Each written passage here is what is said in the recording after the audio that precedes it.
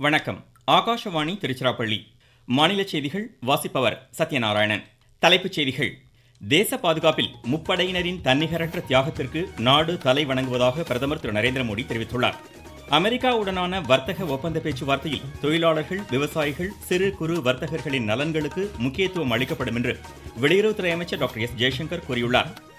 தமிழகத்தின் தொழில் வளர்ச்சிக்கான 80% ஒப்பந்தங்கள் நடைமுறைப்படுத்தப்பட்டுள்ளதாக முதலமைச்சர் திரு மு.க. ஸ்டாலின் குறிப்பிட்டுள்ளார். ராசிபுரம் கூட்டு குடிநீர் திட்டப் பணிகள் நிறைவேற்றப்பட்டுள்ளது என்று மாநில ஆதி திராவிடர் பழங்குடியின நலத்துறை அமைச்சர் டாக்டர் மதிவேந்தன் தெரிவித்துள்ளார். குவஹாட்டி மாஸ்டர்ஸ் பேட்மிண்டன் ஆடவர் ஒற்றையர் இறுதி ஆட்டத்தில் மிதுன் மஞ்சுநாத் சன்ஸ்கர் சரஸ்வத்தை இன்று எதிர்கொள்கிறார். இனி விரிவான செய்திகள். தேச பாதுகாப்பில் முப்படையினரின் வீரதீரம் மற்றும் தன்னிகரற்ற தியாகத்திற்கு நாடு தலை வணங்குவதாக பிரதமர் திரு நரேந்திர மோடி தெரிவித்துள்ளார். முப்படையினரின் கொடிநாள் இன்று கடைபிடிக்கப்படுவதையொட்டி அவர் வெளியிட்டுள்ள செய்தியில், துணிச்சல் மற்றும் அர்ப்பணிப்பு உணர்வுடன் பணியாற்றும் வீர வீராங்கனைகளுக்கு நன்றி தெரிவிப்பதாக கூறினார். நாட்டு மக்கள் அனைவரும் கொடிநாள் நிதி வழங்க வேண்டும் என்றும் அவர் கேட்டுக்கொண்டார்.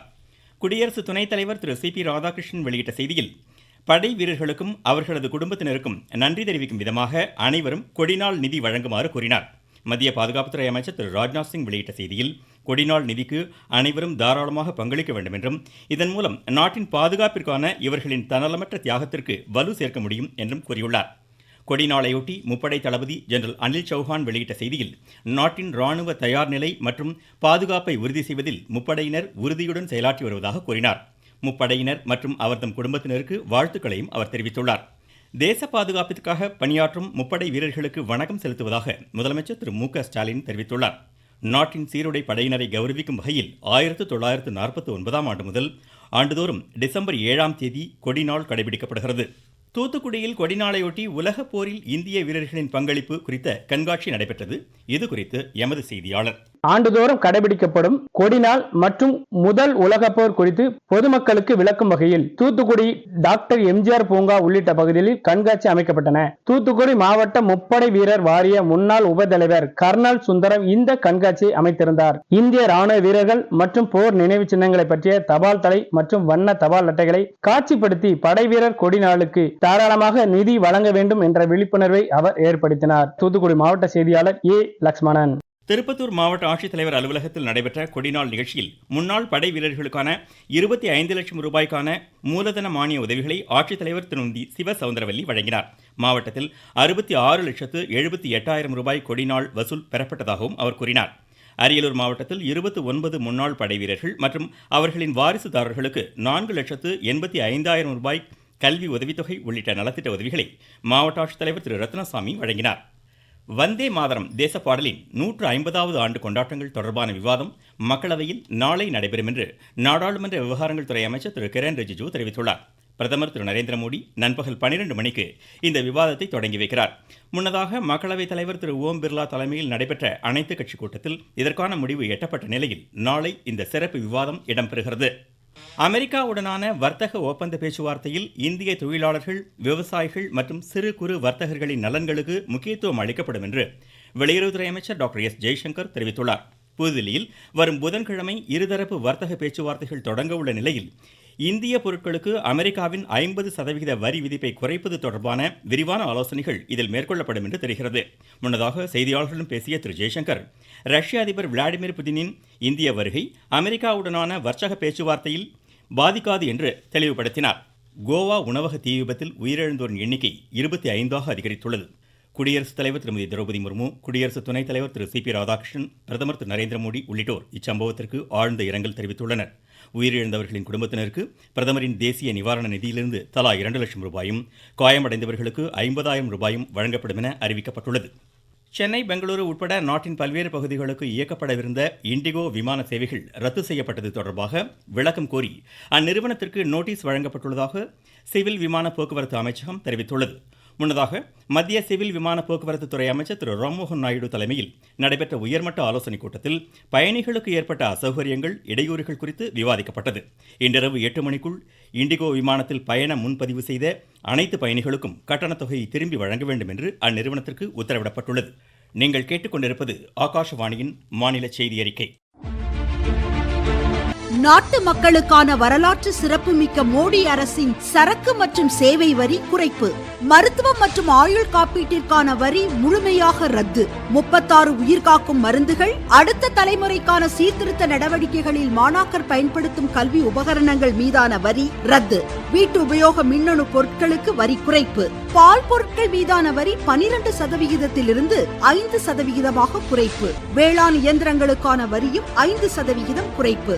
வளர்ச்சியடைந்த இந்தியாவிற்கான பயணத்தில் நரேந்திர மோடி அரசு. தொடரும் சீர்திருத்த நடவடிக்கைகள்.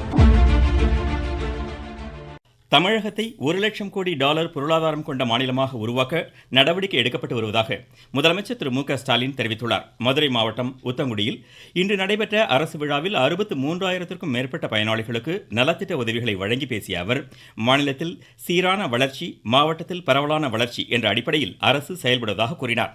முன்னதாக மதுரையில் தமிழ்நாடு வளர்கிறது முதலீட்டாளர்கள் மாநாட்டை தொடங்கி வைத்து பேசிய அவர், விருதுநகர் மாவட்டத்தில் 1,893 கோடி ரூபாய் மதிப்பில் அமையவுள்ள PM மித்ரா ஒருங்கிணைந்த ஜவுளி பூங்காவின் மூலம் 1,00,000க்கும் மேற்பட்ட வேலை வாய்ப்புகள் உருவாகும் என்றார். திருச்சியில் 868 கோடி ரூபாய் மதிப்பில் பெப்சிகோ இந்தியா நிறுவனம் உட்பட பல்வேறு மாவட்டங்களில் கணினி மென்பொருள், உணவு பதனிடுதல் உள்ளிட்ட பல்வேறு துறைகளில் தொழில் வளர்ச்சிக்கான 91 புரிந்துணர்வு ஒப்பந்தங்கள் கையெழுத்தானதாக தெரிவித்தார். மதுரை மாவட்டத்தில் 314 கோடி ரூபாய் மதிப்பிலான டைடல் பூங்கா அமைக்கப்பட்டு வருது. விருதுநகர், திருநெல்வேலி மற்றும் கன்னியாகுமரி ஆகிய தென் மாவட்டங்களிலும் டைடல் பூங்காக்கள் நிறுவ திட்டமிட்டிருக்கோம். ராமநாதபுரம் மாவட்டத்துல புதிய விமான நிலையத்தை அமைக்கிற முயற்சிகளை மேற்கொண்டு வரும். விருதுநகர் மாவட்டத்துல 1,893 கோடி ரூபாய் முதலீட்டுல 1,052 ஏக்கர் பரப்பளவுல PM மித்ரா ஒருங்கிணைந்த ஜவுளி பூங்காவை உருவாக்கி வருது. இவற்றின் மூலம் வேலை வாய்ப்புகள் உறுதி செய்யப்படுவதுடன் மாநிலத்தின் பொருளாதார வளர்ச்சி அதிகரிக்கும் என்றும் முதலமைச்சர் கூறினார். முன்னதாக மதுரை மேலமடை சந்திப்பு பகுதியில் 150 கோடி ரூபாய் மதிப்பில் கட்டப்பட்ட வீரமங்கை வேலு நாச்சியார் மேம்பாலத்தை மக்கள் பயன்பாட்டிற்கு முதலமைச்சர் திறந்து வைத்து மேலூரில் சிப்காட் தொழிற்பூங்காவிற்கு அடிக்கல் நாட்டினார். நாமக்கல் மாவட்டம் ராசிபுரத்தில் 854 கோடி ரூபாய் மதிப்பில் நிறைவேற்றப்பட்டுள்ள கூட்டு குடிநீர் திட்டம் இன்னும் ஒரு மாதத்தில் மக்கள் பயன்பாட்டுக்கு கொண்டுவரப்படும் என்று மாநில ஆதி திராவிடர் பழங்குடியினர் நலத்துறை அமைச்சர் டாக்டர் மதிவேந்தன் தெரிவித்துள்ளார்.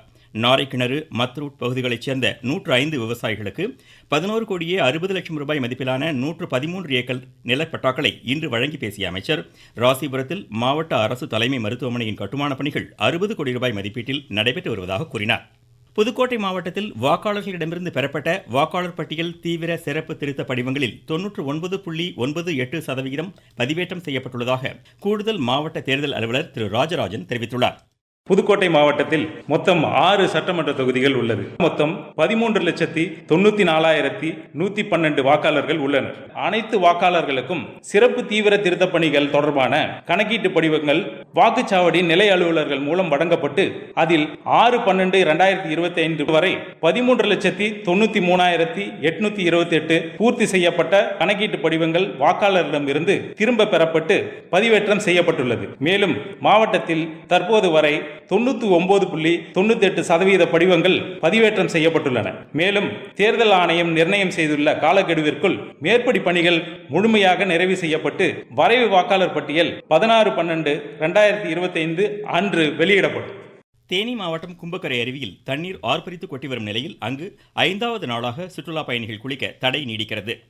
சிவகங்கை மாவட்டத்தில் 37 பயனாளிகளுக்கு 3 கோடியே 96 லட்சம் ரூபாய் மதிப்பிலான அரசின் நலத்திட்ட உதவிகள் வழங்கப்பட்டுள்ளதாக ஆட்சித்தலைவர் திருமதி பொற்கொடி தெரிவித்துள்ளார். காஞ்சிபுரம் அருள்மிகு ஏகாம்பரநாதர் திருக்கோவில் கும்பாபிஷேகம் நாளை நடைபெறவுள்ள நிலையில் பாதுகாப்பு ஏற்பாடுகள் குறித்த ஆலோசனைக் கூட்டம் ஆட்சித்தலைவர் திருமதி கலைச்செல்வி மோகன் தலைமையில் இன்று நடைபெற்றது. குவஹாட்டி மாஸ்டர்ஸ் பேட்மிண்டன் ஆடவர் ஒற்றையர் இறுதிப் போட்டியில் இந்தியாவின் மிதுன் மஞ்சுநாத் சக வீரரான சன்ஸ்கர் சரஸ்வதியையும், மகளிர் ஒற்றையர் இறுதிப் போட்டியில் தன்வி சர்மா தைவானின் சூ டாங் டங்கையும் இன்று எதிர்கொள்கின்றனர். உலகக்கோப்பை ஆடவர் ஜூனியர் ஹாக்கி அரையிறுதியில் இந்தியா இன்று ஜெர்மனியை எதிர்கொள்கிறது. மீண்டும் தலைப்புச் செய்திகள். தேச பாதுகாப்பில் முப்படையினரின் தன்னிகரற்ற தியாகத்திற்கு நாடு தலை வணங்குவதாக பிரதமர் திரு நரேந்திர மோடி தெரிவித்துள்ளார். அமெரிக்காவுடனான வர்த்தக ஒப்பந்த பேச்சுவார்த்தையில் தொழிலாளர்கள், விவசாயிகள், சிறு குறு வர்த்தகர்களின் நலன்களுக்கு முக்கியத்துவம் அளிக்கப்படும் என்று வெளியுறவுத்துறை அமைச்சர் டாக்டர் எஸ் ஜெய்சங்கர் கூறியுள்ளார். தமிழகத்தின் தொழில் வளர்ச்சிக்கான 80% ஒப்பந்தங்கள் நடைமுறைப்படுத்தப்பட்டுள்ளதாக முதலமைச்சர் திரு மு.க. ஸ்டாலின் குறிப்பிட்டுள்ளார். ராசிபுரம் கூட்டு குடிநீர் திட்டப் பணிகள் நிறைவேற்றப்பட்டுள்ளது என்று மாநில ஆதி திராவிடர் பழங்குடியினர் நலத்துறை அமைச்சர் டாக்டர் மதிவேந்தன் தெரிவித்துள்ளார். குவஹாத்தி மாஸ்டர்ஸ் பேட்மிண்டன் ஆடவர் ஒற்றையர் இறுதி ஆட்டத்தில் மிதுன் மஞ்சுநாத் சன்ஸ்கர் சரஸ்வத்தை இன்று எதிர்கொள்கிறார். இத்துடன் இந்த செய்தி அறிக்கை முடிவடைந்தது.